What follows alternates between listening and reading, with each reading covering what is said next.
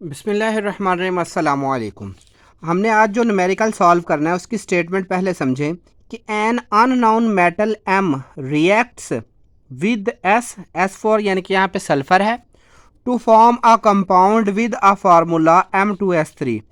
If 3.12 gram of M reacts with exactly 2.88 gram of sulfur, what are the names of metal M and the compound M2S3। के हमारे पास एक unknown metal है जो कि M से हमने रिप्रेजेंट किया और वो सल्फर के साथ रिएक्शन करती है और बनाती है M2S3।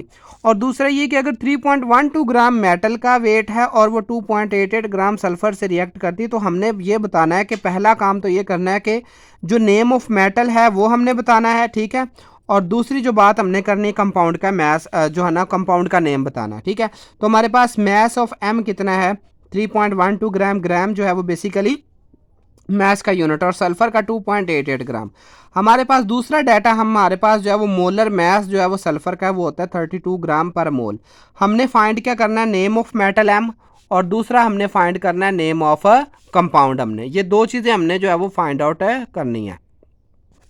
ओके, सॉल्यूशन देखिए, सबसे पहले हम इक्वेशन बनाएंगे। वो क्या इक्वेशन है कि m प्लस एस M2S3 और इसको बैलेंस किया। यहाँ पे जो m है वो 2 है तो यहाँ पे 2 लिख दिया, सल्फर 3 है तो यहाँ पे 3 लिख दिया। तो हमने number of moles of sulphur सबसे पहले निकालने हैं, क्योंकि हमारे पास इसका मैस भी दिया गया और मोलर मैस भी दिया गया।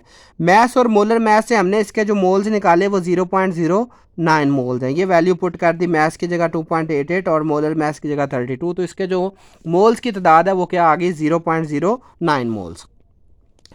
अब इस बैलेंस इक्वेशन की मदद से हमने कंपेयर करना है by comparing the moles of S and M. S और एम के हमने मोल्स कंपेयर करने हैं, एस और एम। अब इस इक्वेशन में देखें कि अगर 3 मोल्स, मतलब ये मोल्स की तादाद अगर हम कंसीडर करते हैं तो बेसिकली है तो मोल्स ही, तो अगर 3 मोल्स सल्फर कंज्यूम होती है तो 2 मोल्स एम कंज्यूम होती है। तो इसका मतलब ये है कि अगर सल्फर के 3 मोल्स हैं तो इसके 2 मोल्स हैं, और अगर हम इसके 1 मोल कंसीडर करें तो ये इधर जाके 3 इस पर डिवाइड हो जाएगा, ठीक है। तो 2/3 हो जाएगा।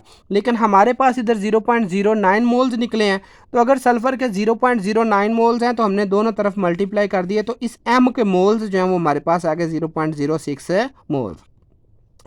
तो अब 0.06 मोल्स ऑफ एम, इसका मैस कितना है 3.12 ग्राम, ठीक है। तो अब इसी तरीके से अगर हम कहें कि 1 मोल ऑफ एम कितना है, तो ये 0.06 इधर जाके डिवाइड हो जाएगा और हमारे पास 52 ग्राम्स पर मोल आ जाएंगे। पहला मेथड तो ये हो जाएगा। दूसरा ये देखें कि हमारे पास मोल्स की तादाद आ गई, हमारे पास मैस उसने शुरू में दिया गया है, तो हम यहाँ पे n number of mole is equal to mass over molar mass जब हम करेंगे तो मोलर मैस हम फाइंड करना चाहते हैं, इधर ले आएंगे।